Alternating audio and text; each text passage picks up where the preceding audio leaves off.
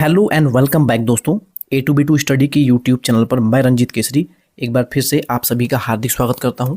दोस्तों आज की इस वीडियो में हम आपको डी फार्मा इंट्रेंस एग्ज़ाम 2024 का ओरिजिनल क्वेश्चन पेपर सॉल्व कराने वाला हूं इसी चैनल पर ए टू बी टू स्टडी पर। आपको बता दें कि डी फार्मा 2024 का जो एग्ज़ाम है वो कई डेट में कराया गया था, कई शिफ्ट में कराया गया था।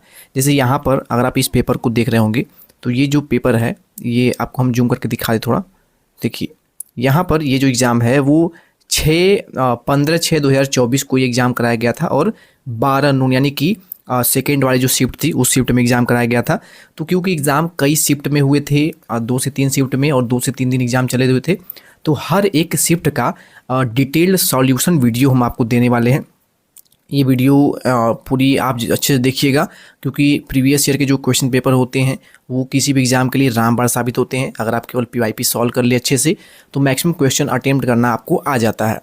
तो पूरे क्वेश्चन को हम सॉल्व कराएंगे, फिजिक्स, केमिस्ट्री, मैथ, बायोलॉजी सभी को सॉल्व कराएंगे। तो चलिए वीडियो को स्टार्ट करते हैं। इस फर्स्ट शिफ्ट का पेपर, ये पेपर जो है 6 तारीख का है, 15 तारीख का है, 15/6/2024। यहाँ पे आप डेट देख सकते हैं, मेंशन किया गया है। स्टूडेंट का नाम यहाँ पे आप देख सकते हैं क्योंकि ये पुराना डाटा या ये जो डाटा है अब पुराना हो चुका है, तो ये डाटा जो है अब कॉन्फिडेंशियल भी नहीं है, यानी इस डाटे से आप कुछ भी छेड़छाड़ भी नहीं कर सकते, इसलिए हम आपको ये भी दिखा दे रहे हैं। चलिए अब यहाँ पर हम पहले क्वेश्चन स्टार्ट करते हैं। हम आपको ओरिजिनल क्वेश्चन पेपर ही दिखा रहे हैं जिससे आपको ये शक न हो कि हाँ ये जो पेपर है ये दूसरा कोई पेपर है, ठीक है। तो आपको पूरा विश्वास हो जाएगा कि हाँ ये वही ओरिजिनल क्वेश्चन पेपर है जो कि 2024 में एग्ज़ाम कराया गया था। चलिए इसको सॉल्व करते हैं। फर्स्ट क्वेश्चन आपकी मोबाइल स्क्रीन पर यहाँ पे आ चुका है। पूछा गया है कि कोलोस्ट्रम, हिंदी और इंग्लिश दोनों बच्चों को ध्यान देते हुए, colostrum is important for newly born because. Colostrum, यहाँ पे आपने नाम सुना कोलोस्ट्रम, तो कोलोस्ट्रम है क्या? देखिए कोलोस्ट्रम जो है ना ये एक प्रकार का दूध होता है। जैसे कि जब नवजात बच्चा होता है तो स्तन के दूध का सबसे पहला जो दूध होता है उसको बोला जाता है। जन्म देने के बाद जो स्तन ग्रंथियाँ होती हैं उसके द्वारा छोड़ा जाता है। ओके, इसमें बहुत सारे एंटीसेप्टिक गुण होते हैं, एंटीबॉडी होती है, ऑक्सीडेंट्स से भरपूर होता है ये, और ये काफ़ी पोषक तत्वों से भरपूर होता है, इसलिए इसे बोला जाता है कि बच्चों को जन्म के बाद तुरंत पिलाना चाहिए। ओके, तो यहाँ पे बात हो गई। अच्छा, यहाँ पे पूछा गया है कि colostrum is important for new born, यानी जो न्यू बॉर्न बेबीज होते हैं उनको कोलेस्ट्रम उनके लिए क्यों आवश्यक होता है। तो इसका जो करेक्ट आंसर होगा वो होगा ये कि both it contents essential antigen, यानी इसमें जो है दोनों होते हैं क्या क्या, इसेंटियल इंटेलिजेंस होते हैं, and it contents essential antibodies, यानी कि एंटीजन एंड एंटीबॉडीज दोनों इसमें उपस्थित होते हैं, इसलिए ये काफ़ी हेल्पफुल होता है। हिंदी वाले बच्चे यहाँ पे देख सकते हैं, ठीक है। कोलेस्ट्रम नवजात शिशु के लिए क्यों महत्वपूर्ण है, तो इसमें आवश्यक एंटीजन होते हैं और इसमें आवश्यक एंटीबॉडीज होते हैं, दोनों होते हैं, इसलिए ये वेरी वेरी इंपॉर्टेंट है। ओके, चलिए नेक्स्ट क्वेश्चन में चलते हैं। अगला वेरी वेरी इंपॉर्टेंट क्वेश्चन है। पूछा गया है कि मेंडल, इनका पूरा नाम ग्रेगर जॉन मेंडल था, ये आप जानते होंगे। ग्रेगर जॉन मेंडल जो थे उन्होंने प्रायोगिक में जो प्रयोग किया था उसमें सामग्री क्या चूज किया था? ग्रेगर जॉन मेंडल ने, आप अच्छे जानते हैं कि उन्होंने मटर के पौधे पर जो है अपना प्रयोग किया हुआ था। तो यहाँ पे मटर का पौधा आपको दिख नहीं रहा है नाम में, लेकिन ये सभी जो नाम है ना वो किसी न किसी प्लांट्स के या फिर फल के क्या नाम है, वैज्ञानिक नाम है। तो यहाँ पर जो पायसम सैटिवम आपको दिख रहा है ना, यही होता है हरे मटर का वैज्ञानिक नाम। तो पायसम सैटिवम ये बिल्कुल 100% करेक्ट इसका आंसर हो जाएगा, इसको याद रखिएगा। ये प्रीवियस ईयर में पूछा गया है तो आगे के एग्जाम में भी रिपीट होने के चांसेस हैं। नेक्स्ट क्वेश्चन है, in a woman during implantation embryo is in, option है neurula stage, blastula stage, morula stage या फिर गैस्ट्रुला स्टेज। ओके, चलिए यहाँ पे हम हिंदी में देख लेते हैं। महिलाओं के इम्प्लीमेशन के दौरान भ्रूण होता है न्यूरुला चरण, ब्लास्टुला चरण, मोरुला चरण या फिर गैस्ट्रुला चरण। तो इस बच्चे ने भी बिल्कुल सही आंसर दिया था, मोरुला चरण जो है ये इसका बिल्कुल करेक्ट आंसर है। Next very very most important question है कि gasohol is a mixture of, यानी गैसो होल जो है एक प्रकार का मिश्रण होता है। पूछा गया कि इसमें क्या क्या होता है। ऑप्शन आपके दिए गए थे एग्जाम में कि ग्रीन गैस एंड एल्कोहल होता है, डीजल एंड एल्कोहल होता है, एल्कोहल एंड वाटर होता है, या फिर पेट्रोल एंड एल्कोहल इसमें पाया जाता है। आइए देख लेते हैं। देखिए गैसो होल जो है एक प्रकार का मिश्रण है जिसमें क्या होता है भाई, पेट्रोल और एल्कोहल का मिश्रण होता है। क्या होता है, पेट्रोल और एल्कोहल। एक प्रकार का ये ईंधन होता है, ईंधन आप जानते हैं, यानी ज्वलनशील मटेरियल होता है जिसका उपयोग आप ईंधन के रूप में करते हैं। जैसे पेट्रोल आपका एक तरह से ईंधन है, लकड़ी जलाते हैं तो वो भी एक प्रकार का ईंधन है, तो ये भी एक प्रकार का ईंधन होता है। ओके, अब यहाँ पे क्वेश्चन एक पूछा जाता है थोड़ा सा एक्स्ट्रा लेवल में कि पेट्रोल और एल्कोहल का परसेंटेज मात्रा जो है कितना होता है। तो इसमें जो पेट्रोल होता है, पेट्रोल ये आपका 90% तक होता है और एल्कोहल जो है वो 10% होता है। एल्कोहल का जो केमिस्ट्री में आप पढ़ते हैं इथिल एल्कोहल या फिर एथेनॉल भी इसको बोला जाता है, इसको याद रखना आपको है, ठीक है। नेक्स्ट क्वेश्चन है, Darwin propose the theory of origin of species. देखिए डार्विन जो वैज्ञानिक थे इन्होंने एक पुस्तक लिखी हुई थी origin of species, very very famous उसका पुस्तक इनका है। तो पूछा गया species by acquired characters, mutation, neutral selection या फिर हाइब्रिडाइजेशन, यानी किसके ऊपर इन्होंने ये जो अपना है पुस्तक जो है लिखा या फिर प्रपोज किया था। डार्विन ने किसके द्वारा प्रजातियों की उत्पत्ति का सिद्धांत प्रस्तावित किया था, यानी उन्होंने क्या माना हुआ था कि प्रजातियों की उत्पत्ति जो है, जीवन का जो विकास हुआ है वो किस सिद्धांत पे हुआ है। तो उन्होंने जो ऑप्शन चूज किया हुआ था, जो माना हुआ था सिद्धांत उन्होंने, वो था प्राकृतिक चयनवाद। क्या था? प्राकृतिक चयन, ठीक है। ये डार्विन के अकॉर्डिंग है, अलग अलग वैज्ञानिकों ने अपना अलग अलग मत दिया था, जैसे कि उत्परिवर्तनवाद दिया था, अर्जित लक्षण दिया था, हाइब्रिडाइजेशन यानी संकर दिया था। तो यहाँ पे प्राकृतिक चयन ये इसका बिल्कुल सही उत्तर होगा। नेक्स्ट क्वेश्चन है, which of the following nutrients is incorrectly paired with its function in a plant. तो यहाँ पे पूछा गया है कि which of the following nutrients, यानी इनमें से कौन सा न्यूट्रिएंट्स है जो कि इनकरेक्टली है, यानी सही नहीं है, पेयर्ड के रूप में है, with its function in a plant, यानी उस प्लांट में, किसी भी प्लांट में उसके फंक्शन के अकॉर्डिंग नहीं सही है। आइए हिंदी में देख लेते हैं। निम्न में से कौन सा पोषक तत्व ऐसे पौधों में अपने कार्य के गलत तरीके से जुड़ जाता है।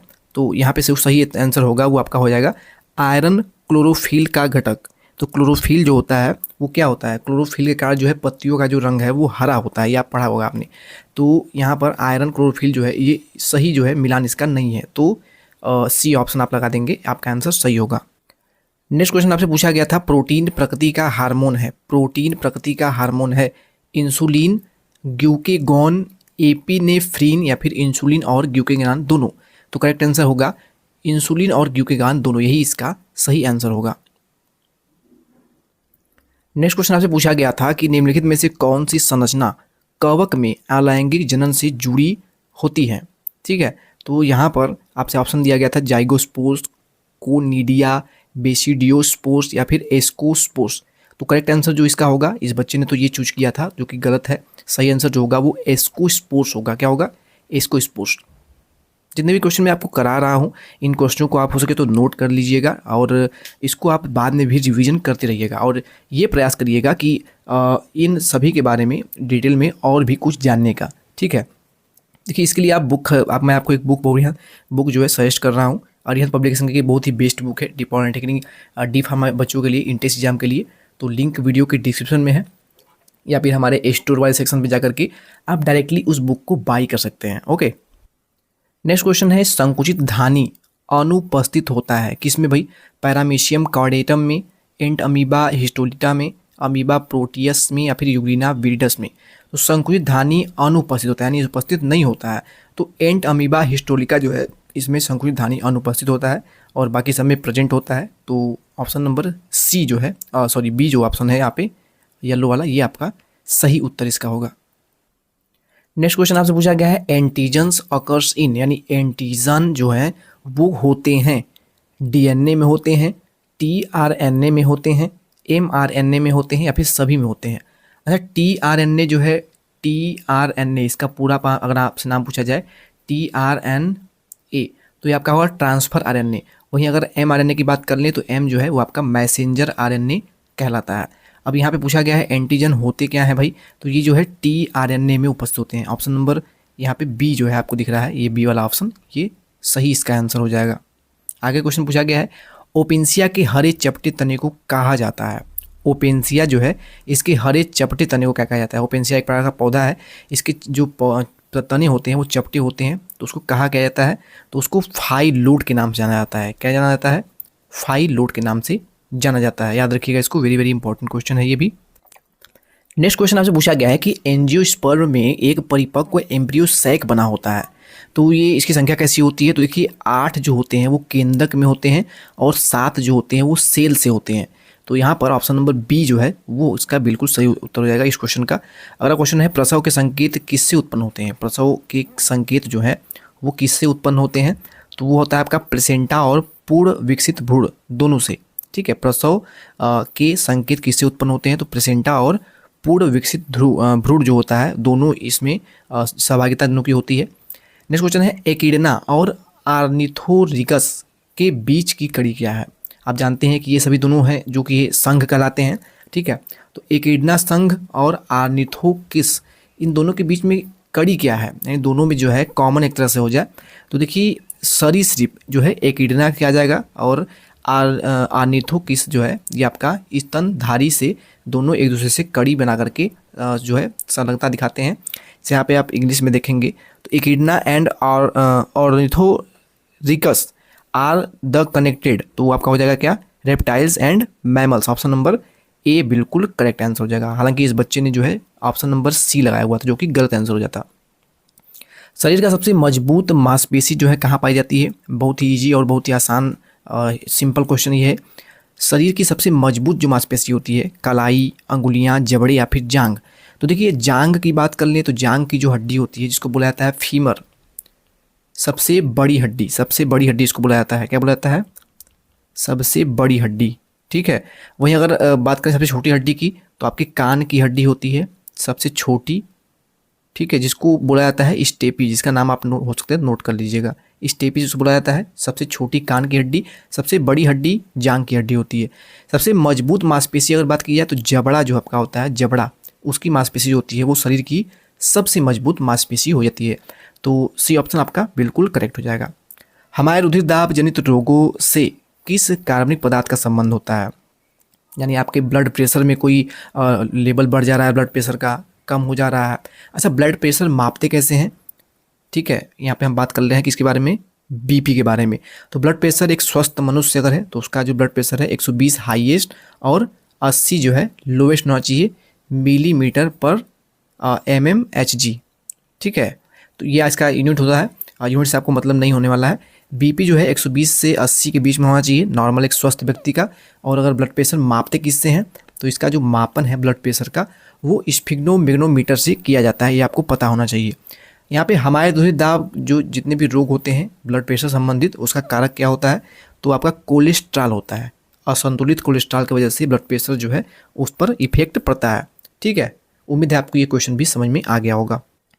नेक्स्ट क्वेश्चन है गैमिट इंट्रा फैलोपियन ट्रांसफर की सलाह किन महिलाओं को दी जाती है? जो अंडाणु उत्पन्न नहीं कर सकती हैं महिलाएं ना, उनको गैमिट इंट्रा फैलोपियन ट्रांसफर एक प्रकार का प्रक्रिया होती है जिसमें कि फैलोपियन ट्रांसफ़र किया जाता है और बच्चा जो है वो उत्पन्न हो सकता है। ठीक है, आगे चलें। निम्नलिखित में से किस समूह में आप ऐसे पौधे को रखेंगे जो क्या होता है भाई? जो बीज तो पैदा कर सकता है लेकिन फल नहीं देता है। Very very most important question है ये, और ये क्वेश्चन आप सभी इसका आंसर देंगे। निम्नलिखित में से किस समूह में आप ऐसे पौधों को रखेंगे जो बीज तो पैदा करते हैं लेकिन फल नहीं देते हैं?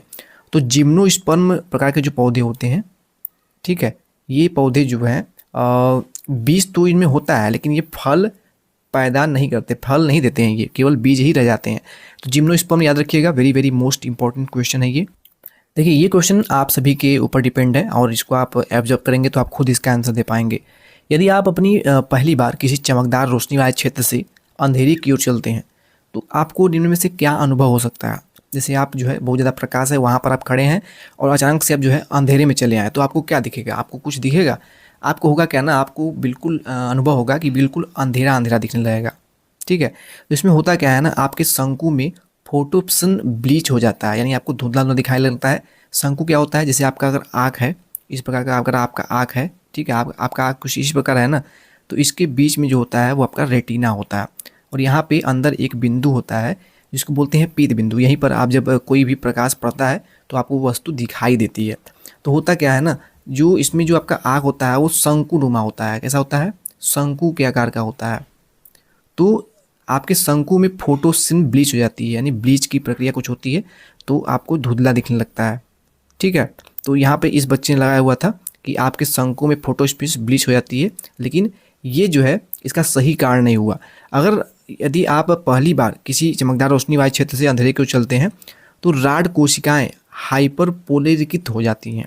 राड कोशिकाएं क्या होती हैं, जैसे अगर आई के बारे में बात कर लें, आपका आँख जो है नेत्र गोलक इसको बोला जाता है, ठीक है, आपका आँख हो गया। तो इसका जो यहाँ पर आपका सबसे बाहर वाला जो भाग होता है, ये वाला भाग, यहाँ पे मैं आपको बता दूं, ये वाला जो भाग होता है, यहाँ जो आपका होता है रेटिना होता है। ओके, और रेटिना होता है जब कोई प्रकाश यहाँ सीधे आती है तो आपके आँख के अंदर एक यहाँ पीत बिंदु होता है, जहाँ पर जो है जब वहाँ पे प्रकाश पड़ती है तो आपको जो है वस्तु को स्पष्ट दिखाई देती है। लेकिन इसमें आँख की जो तमाम प्रकार की पेशियाँ आँख में आपके पाई जाती हैं, जैसे कि यहाँ पर सिलरी पेशी होती है और तमाम प्रकार की पेशियाँ होती हैं। तो इसमें आँख की जो एक प्रकार की पेशियाँ होती है जिसको बोलता है राड कोशिकाएं, जो होती हैं वो क्या होती है, हाइपरपोलरिकित हो जाती है, यानी बहुत ज़्यादा जो है वो डिस्टर्ब हो जाती हैं। प्रकाश, जैसे कि अगर आप प्रकाश में जाएंगे तो आपकी आँख जो है बहुत ज़्यादा चकचौंध हो जाएगी, आप आँख को बंद करने लगेंगे, पलक झपकाने लगेंगे। तो क्या होती है, वो जो एक तरह से हाइपरपोलरिकित हो जाती है, यानी कि बहुत ज़्यादा डिस्टर्ब हो जाती है, कह सकते हैं। तो यही कारण होता है कि आपको अंधेरा दिखाई देने लगता है प्रकाश से अंधेरे में जाने के बाद। ठीक है, उम्मीद है समझ में आ गया होगा। कौन सा रोग लिंग संलग्न रोग कहलाता है भाई? तो वर्णांधता जो है एक प्रकार का लिंग संलग्न रोग है। अच्छा, लिंग संलग्न रोग, इसका मतलब क्या हुआ? देखिए, ऐसा रोग जो कि आपके पिता में या माता में रहे और आपको भी हो, ठीक है। जैसे बेरी रोग जो है वो विटामिन बी की कमी से होता है, विटामिन बी की कमी से होता है। इसके अलावा रंजकहीनता जो है ये आपके आँख में आपके कभी भी हो सकता है, टाइरोसिस भी कभी हो सकता है। लेकिन वर्णांधता यानी कि बचपन से ही आपको वर्ण यानी कि कलर जो है आपको समझ में नहीं आएगा, वर्णांधता, तो ये आपका एक प्रकार का लिंग संलग्न रोग है। तो ए ऑप्शन यहाँ पे करेक्ट हो जाएगा। आवश्यक वसीय अम्ल है acetic acid, linoleic acid, palmitic acid या फिर प्रिपोनिक एसिड। देखिए, आवश्यक वसीय अम्ल तो वो आपका है पाल्मिटिक अम्ल, यानी आपके बॉडी के लिए आवश्यक कोई अगर अम्ल है वसा के रूप में तो आपका पॉल्मेटिक अम्ल होता है। ओके, अगला क्वेश्चन है, निम्नलिखित में से कौन सा ऊतक ऑक्सीजन की कमी के कारण सबसे अधिक प्रभावित होता है? तो ऑक्सीजन, अगर आपके बॉडी में ऑक्सीजन की कमी हो गई या फिर ऑक्सीजन आपको नहीं मिल रहा है तो आपकी जो हृदय की मांसपेशियाँ होती हैं वो बहुत तेज़ी से या फिर सबसे अधिक प्रभावित होती हैं, क्योंकि आपके हृदय से ही होकर के आपका जो है ऑक्सीजन का संचार होता है, आपका हार्ट जो है पंप करता है, तो वो आपका सबसे अधिक प्रभावित होता है अगर आपको ऑक्सीजन नहीं मिल रहा है सही ढंग से। तो निम्न में से किस में वायु परागण होता है? तो घास जो है इसमें आपका वायु परागण होता है, ऑप्शन नंबर बी यहाँ पे करेक्ट होगा। तो आप लेबल देख सकते हैं क्वेश्चन कैसे आते हैं। राइबोसोम केंद्र है, राइबोसोम केंद्र है, इस क्वेश्चन का कहने का मतलब ये है कि राइबोसोम जो है एक प्रकार से भंडार है किस चीज़ का? तो प्रोटीन संश्लेषण के कारण ही, प्रोटीन संश्लेषण की प्रक्रिया के द्वारा ही राइबोसोम जो है इसका निर्माण होता है। तो प्रोटीन संश्लेषण जो है इसका केंद्र होता है क्या? राइबोसोम। राइबोसोम जो है वो दो प्रकार के होते हैं, एक आपका 70S राइबोसोम होता है, एक आपका 80S। ये मुख्य रूप से दो प्रकार के होते हैं, तो ये भी पूछा जाता है। पीसीआर का उद्देश्य क्या है? पीसीआर क्या है भाई? तो पीसीआर जो है इसका एक ही उद्देश्य है, जीन का प्रवर्धन करना, जीन का प्रवर्धन करना या फिर एम्प्लीफिकेशन करना, और पीसीआर का मेन उद्देश्य होता है। एक द्विसंयोजक है, युग्मित समजात जो गुणसूत्र है वो एक प्रकार का द्विसंयोजक कहलाएगा, ऑप्शन नंबर डी। अच्छा, लौंग, क्लोव, इससे आप परिचित होंगे। लौंग जो है वो क्या है? क्या ये एक पुष्प कलिका है, बीज है, कायिक कलिका है या फिर फल है? तो लौंग जो है हमने बहुत बार क्वेश्चन करा रखा है पिछले साल और बच्चों ने यहाँ पे आंसर इसका दिया भी था। पुष्प कलिका, लौंग जो है पुष्प कलिका यानी पुष्प हुई होता है जो कि कली के रूप में हो जाता है, तो उसी को बोलते हैं लौंग। ओके, अगला है मीसोसोम समानतः मिलते हैं। मीसोसोम, तो मीसोसोम जो है वो समानतः जो है जीवाणु में मिलते हैं, जीवाणु, bacteria, option number C correct हो जाएगा। ओके, नेक्स्ट क्वेश्चन है, डीएनए की लंबाई आमतौर पर निर्भर करती है। डीएनए जो है डीऑक्सीराइबो न्यूक्लिक एसिड का पूरा नाम होता है। इसकी लंबाई आमतौर पर किस पर निर्भर करती है? न्यूक्लियोटाइड्स की स्थिति पर, न्यूक्लियोटाइड्स की संख्या पर, उक्त में से कोई भी नहीं या फिर ये सभी? तो देखिए, डीएनए जो है उसकी लंबाई जो होती है ना, जो न्यूक्लियोटाइड्स की संख्या पर, नंबर ऑफ न्यूक्लियोटाइड्स पे डिपेंड करती है। मैंने आपको बताया था पिछली क्लासेस में, अगर आपने लिया हो तो, कि जो डीएनए का जो वाटसन एंड क्रिक मॉडल था जिसको कि हेलिक्स मॉडल बोला जाता है, तो कुछ इस प्रकार का मॉडल उन्होंने दिया हुआ था दोनों ने मिल करके। ठीक है, कैसा था मॉडल? अगर आपने क्लास ली होगी तो आपको पता होगा। इस प्रकार का डबल हेलिक्स मॉडल दिया था। इसके बीच में जो बॉन्ड होते हैं वो न्यूक्लियोटाइड्स के बने होते हैं और इनकी संख्या पर डिपेंड करता है कि डीएनए की लंबाई कितनी होगी। एक हेलिक्स से दूसरे हेलिक्स के बीच की जो दूरी होती है, डिस्टेंस होती है, ये डिस्टेंस जो होती है वो 34 एंगस्ट्रॉम के लगभग होती है। ये भी मैंने आपको बताया था। तो न्यूक्लियोटाइड्स की संख्या पर डिपेंड करता है डीएनए की लंबाई। अब डीएनए की लंबाई यानी उसके हेलिक्स की लंबाई पर ही बात की जा रही है उसी की, ठीक है। ये हमारा तीसरा नंबर क्वेश्चन रहा, 30 नंबर। निम्नलिखित में से कौन सा सोयाबीन का किण्वन उत्पाद है? सोयाबीन का किण्वन उत्पाद इनमें से कौन सा है? सोजू, टोफू, बटर या फिर सोजू और टोफू दोनों? तो सोजू और टोफू ये दोनों जो है सोयाबीन के किण्वन के बाद वो जो प्राप्त होने वाला उत्पाद है वो है। तो ऑप्शन नंबर डी ये बिल्कुल करेक्ट आंसर हो जाएगा। तो दोस्तों आज की क्लास के लिए हमारा ये आखिरी क्वेश्चन होगा। अगली क्लास में बचे हुए 20 क्वेश्चन बायोलॉजी के हम कराएंगे आपको, और इसके बाद आपको फिजिक्स के जो 25 क्वेश्चन होंगे, केमिस्ट्री के जो 25 क्वेश्चन होंगे वो भी आने वाले नेक्स्ट क्लास में आपको हम सॉल्व करा देंगे, क्योंकि फिजिक्स और केमिस्ट्री में न्यूमेरिकल ज़्यादा होते हैं तो एक क्लास में करा पाना संभव नहीं होगा। तो मिलते हैं नेक्स्ट क्लास में। चलिए वीडियो को रिपीट करते हैं, क्लास को रिवीजन जरूर कर लीजिएगा। Thank you.